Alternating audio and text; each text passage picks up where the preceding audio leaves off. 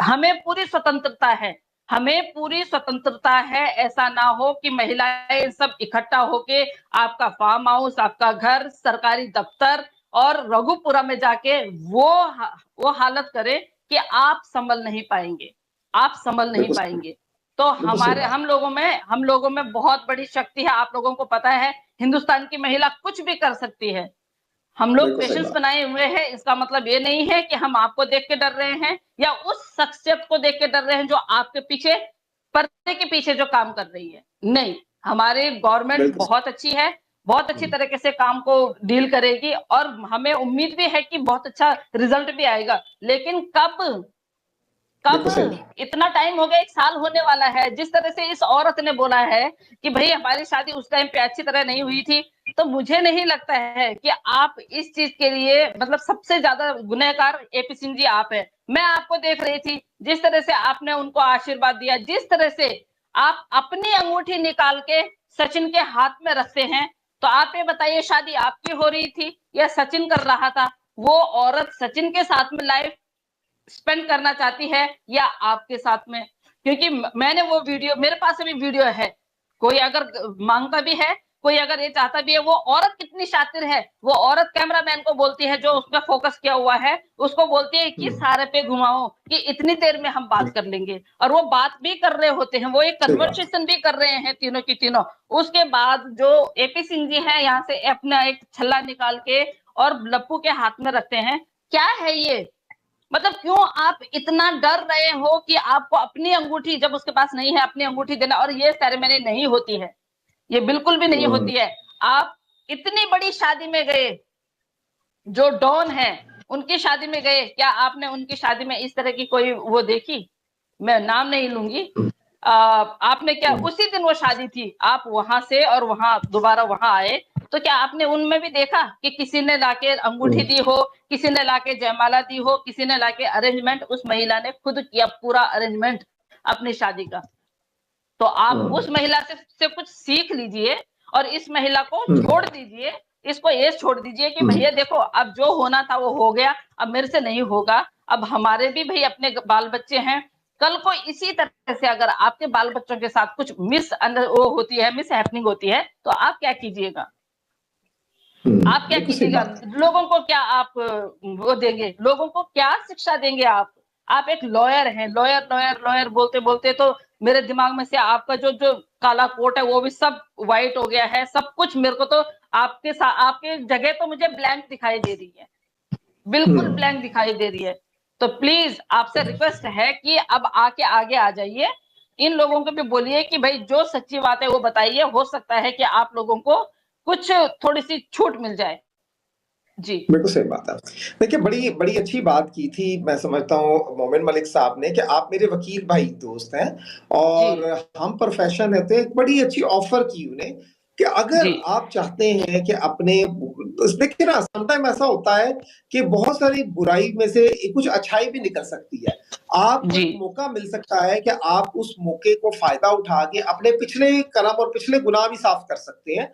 तो मोमिन मलिक बिल्कुल। साहब ने उनको बड़ी ऑफर की कि अगर आप इस केस को छोड़कर आगे बढ़ना चाहते हैं, मामला ठीक करना चाहते हैं, अपना किरदार बेहतर करना चाहते हैं और अपने किरदार पर लगे हुए वो धब्बे धोना चाहते हैं, तो मैं आपका साथ देने के लिए तैयार हूं, मैं आपके साथ खड़ा होने के लिए तैयार हूं।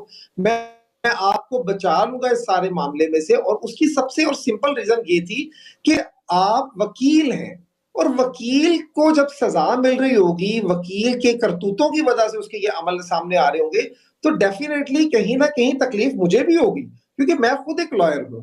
तो उन्होंने बकायदा तौर पर ये बात कही, उन्होंने उनको कहा कि आप अगर कहें कि मैं इसमें से निकलना चाहता हूं, तो मैं सबसे पहले आपके साथ खड़ा हूंगा, मैं आपकी इज्जत बना दूंगा। देखिए कितनी बड़ी बात है, क्योंकि उनकी उनकी एक बात बड़ी अच्छी लगी, उन्होंने कहा मेरी जाती लड़ाई तो एपी सिंह से है नहीं, मेरी जाती लड़ाई सीमा से भी नहीं है, मैं हूं कानून का मानने वाला, कानून को समझने वाला। अब अगर कोई कानून के खिलाफ चलेगा तो काम तो मुझे करना पड़ेगा, अगर कोई मुझे हायर करेगा तो डेफिनेटली मेरा काम है काम करना, कानून को समझता हूं, कानून पे इम्प्लीमेंट करवाना है। लेकिन यहां पर कोई इस तरह का मैटर है, इस तरह का मामला है जो नजर नहीं आ रहा लेकिन सब कुछ है वही। राज महाराजा हमारे पास है। देखिए राज, मैं आपको पहले भी काफी बार बात कर चुका हूँ। आपने उसको बड़ा सर पे चढ़ा लिया। आप समझते हो कोई गुंडी रन है। मैं आपको एक बताऊं, ऐसी औरत जो होती है ना, जब वो गलत औरत होती है ना, वो ज्यादा खतरनाक होती है। उसको पता होता है कि मैंने सबको जो है ना वो गलत रास्ते पे लगा दिया हुआ है और मैं अपना मकसद पूरा कर रही हूँ। वो उस चक्कर की वजह से वो इतनी खतरनाक हो जाती है, कल को वो आप लोगों के लिए, आपके मुल्क के लिए बहुत ज्यादा खतरनाक हो जाएगी। वो इस हद तक खतरनाक हो जाएगी कि आपको कंट्रोल करना मुश्किल हो जाएगा। तो ये चीज 8 महीने अगर इसको हो गए हैं ना, तो 8 महीने ये भारत के चेहरे पर एक बदनुमा दाग है। आप शायद इस चीज को समझते नहीं। आप सिर्फ वो हिंदू हो गई है तो वो जी बस अब उसका सब कुछ माफ हो गया है, ऐसा नहीं होता। कानून मजहब बदल लेने से तो नहीं ना बदल जाता। कानून ठीक है, हम समझते हैं वो हिंदू हो गई है, बहुत अच्छी बात है, वो एक अडल्ट है, वो जो मर्जी हो जाए। But the problem is that कि सिर्फ हिंदू होने से किए हुए गुनाह तो माफ नहीं ना हो जाएंगे, किए हुए कानून तोड़े हुए तो माफ नहीं हो जाएंगे। इवन मैं आपको यहाँ पर एक बात बताता चलूं कि यहाँ जहां पे मैं रहता हूँ, जिस मुल्क में हम रहते हैं, यहाँ पर एक शख्स की डेथ भी हो जाती है ना, तो जो उसको ट्रैफिक के फाइन आए हुए होते हैं वो पे करते हैं तो डेड बॉडी रिलीज होती है। क्योंकि कानून की इतनी सख्ती है, कानून पर कोई कंप्रोमाइज नहीं है। अगर आपने डेड बॉडी ट्रांसफर करनी है, हॉस्पिटल से रिलीज करवानी है, तो आपको गवर्नमेंट के जितने भी टैक्सेस हैं, ट्रैफिक के जितने भी फाइन्स हैं, दैट यू हैव टू पे, बिकॉज गवर्नमेंट अपने असूल पर वो काम नहीं करेगी। अब एक वो सेकंड, चाहे उसकी अभी ये राज को थोड़ा समय, राज ये जो बोर्ड जी जी आप बिल्कुल। देख रहे हैं ना, ये अभी मेरा ये बोर्ड दिख रहा है, ये जब तक मैं रहूंगी, आप इस बोर्ड की बात कर रहे हैं, इसकी आप कीमत नहीं जानते हैं। ये सरकारी है, ये सरकार की तरफ से है। जो मैं आई कार्ड पहनती हूँ वो इंडियन गवर्नमेंट का आई कार्ड है। तो आप इसका मजाक नहीं उड़ा सकते हैं। ये भी मुझे कानून और लॉ सिखाता है। हमारे वकील ने क्या किया है वो आपके सामने आएगा। वो हमारे नहीं, वो पूरे हिंदुस्तान, वो मेरे नहीं, वो पूरे हिंदुस्तान के वकील हैं। आप कैसे बोल सकते हैं कि आप, तेरे वकील ने क्या किया है? क्या आपको थोड़ी सी भी इतना भी अंदाजा है कि आप कितने की भावनाओं को ठेस पहुंचा रहे हैं? आप जो व्यक्ति काम कर रहा है यहाँ पे, फैजल सर इतना आपको समझा रहे हैं, फैजल सर इतना सब कुछ बोल रहे हैं, क्या आपको उनकी बातें नहीं सुनाई दे रही हैं? अगर मैं चुप बैठी हूं तो मैं उनको सुन रही हूँ, उनकी बातों को ग्रहण कर रही हूँ, मैं उनको एब्जॉर्ब कर रही हूँ कि यार वो वाकई में उनकी बातों में कोई दम है। तो अगर आप में जरा सी भी, अगर आप एक हिंदुस्तानी हैं, तो आप एक हिंदुस्तानी की तरह जरूर सोचिएगा कि ये नहीं बोल रही हूं मैं कि वो बहुत बड़ा तीर मार दिया उन्होंने। वो जब जिस नींव से उन्होंने बोला है ना कि अभी एक ही छत डली है, अभी उस छत के बाद अगर हमारे इदारे, हमारे जो पुलिस वाले हैं, हमारे जो इतने सारे जो लोग हैं, उनको सपोर्ट नहीं करेंगे, वो क्या फिर अपने आप क्या कत्थक करेंगे? आप जैसे लोग जो है वो डिमोटिवेट करते हैं, उनसे काम नहीं हो पाता है। तो क्यों आप लोग ऐसी चर्चा में शामिल होते हैं जहां पे हम पॉजिटिव बातें करते हैं और आप नेगेटिव बातें लेके आ जाते हैं? आपको अगर काम है तो आप अपना काम कीजिए ना, और लगा के साइड में सुन लीजिए। आप मेरी बात करते हैं, मैं तब तक चीखती और चिल्लाती रहूंगी जब तक मोमिन सर को एफआईआर की कॉपी नहीं मिल जाती है। हम तब तक चीखते चिल्लाते रहेंगे जब तक मोमिन सर उन बच्चों को एक पिता के पास नहीं छोड़ देते हैं। और हम तब तक डिबेट करते रहेंगे जब तक ये केस खत्म नहीं होता है और वो 2 कौड़ी की भगोड़ी बेशरम बेहया औरत यहाँ से निकल नहीं जाती है। तो आपको जो उखाड़ना है आप उखाड़ सकते हैं, उसमें आपको कोई वो नहीं है। आप हिंदुस्तान के हैं तो आप आजाद हैं। हमारे हिंदुस्तान में सब आजाद हैं अपने अपने लिए बोलना या दूसरे की टांग खींचना। हमारे लोगों की बात ही यही है ना। अभी जैसे मोमिन सर जरा थोड़ा सा स्लो काम हो रहा है ना, तो उनकी टांग खींच रहे हैं, लेकिन जब वो धमाके लेके आएंगे ना, तब आप ही लोग बोलेंगे अरे हाँ, मोमिन मलिक साहब ने। या तो फिर आप लोगों को एपी सिंह जैसा चाहिए, या तो आप लोगों बस को एपी सिंह जैसा चाहिए। अगर एपी सिंह जैसा चाहिए तो आपको पता होना चाहिए कि वो कागजों में कहीं भी वो वकील नहीं है उनके।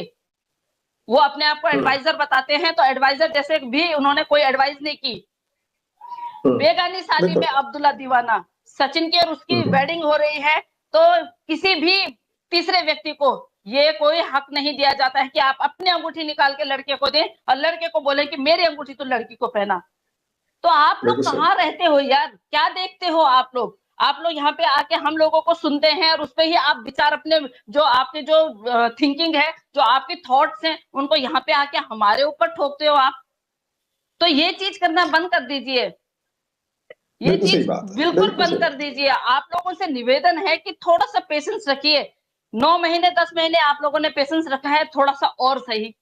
जब हम हुँ, लोग अगर हम लोग यहाँ चीखना चिल्लाना कर रहे हैं तो हमें एक होप है, हमें हमारे कानून पे बिल्कुल भरोसा है कि कानून न्याय करेगा और इतनी जल्दी नहीं होगा, क्योंकि ये इंटरनेशनल केस है। तो देखिए इंटरनेशनल केस मैं में जब हमारे खुद के अपने केसों में, हमारे छोटे मोटे केसों में इतना दिन लग जाता है, कई किसी की तो एफआईआर ही नहीं होती है, उनको जीडी पकड़ा के भेज दिया जाता है। हमारे में कई मिसिंग केस आते हैं तो उनको जीडी पकड़ा के भेज दिया जाता है। फिर मैं बोलती हूँ कि भाई वो दो मुझे क्या तुम एफआईआर करवा के लाए हो, वहां जीडी होता है, फिर उनको दोबारा भेजना पड़ता है, मुझे कॉल पे रहना पड़ता है, उनको बोलना पड़ता है कि एफआईआर का मतलब क्या होता है, जीडी का मतलब क्या होता है। तो ये आप लोगों को भी समझना पड़ेगा ना। जो लोग कानून समझते हैं उनको पता हुँ, चलता है कि कानून में हम आगे आगे क्या करते हैं।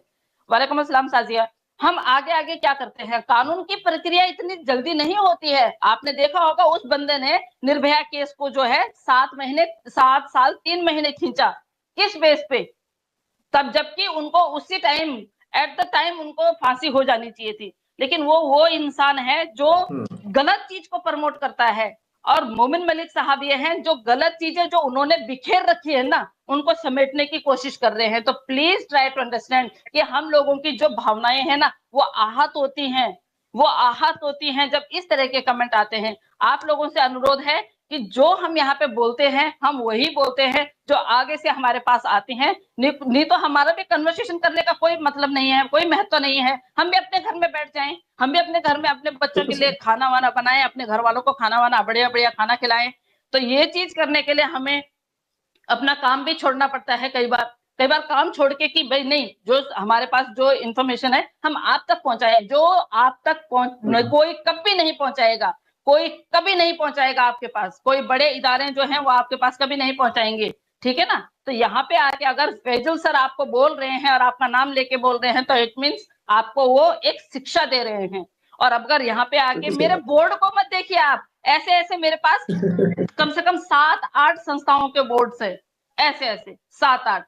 तो मैं नहीं चाहती हूँ कि मैं हर बोर्ड को यहाँ वो करूं, सही बात मेरी है। आदत नहीं है।